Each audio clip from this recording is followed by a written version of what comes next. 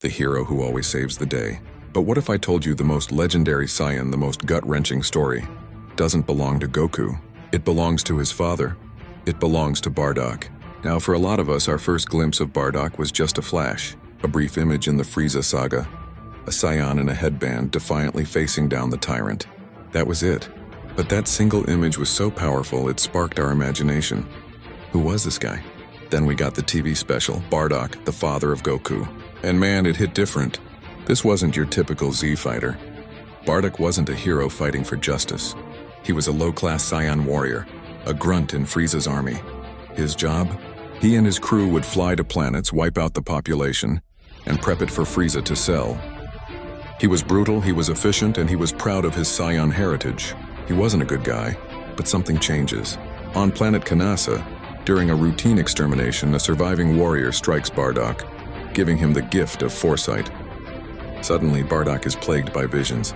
Visions of his own people being betrayed, of his home planet Vegeta being vaporized by the very tyrant they serve, and most confusingly, visions of a baby, his own son Kakarot, growing up to one day challenge that same tyrant. At first, he dismisses them. Nightmares, right? But the visions become clearer, more insistent. The final nail in the coffin comes when he finds his entire squad. His brothers in arms slaughtered by Frieza's elite, Dodoria's men. They were getting too strong, too powerful.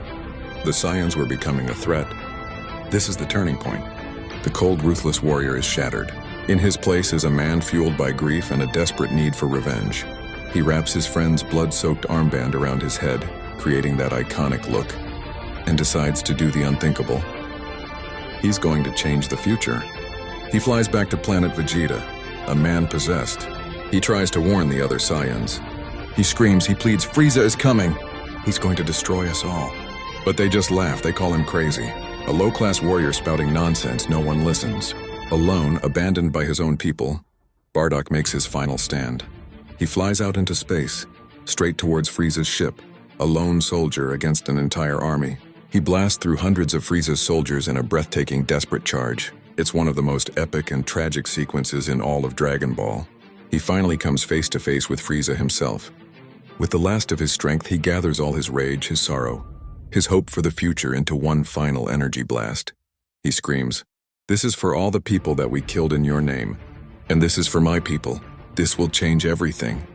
But it doesn't. Frieza, with a casual smirk, creates a supernova that swallows Bardock's blast, Bardock himself, and the entire planet Vegeta.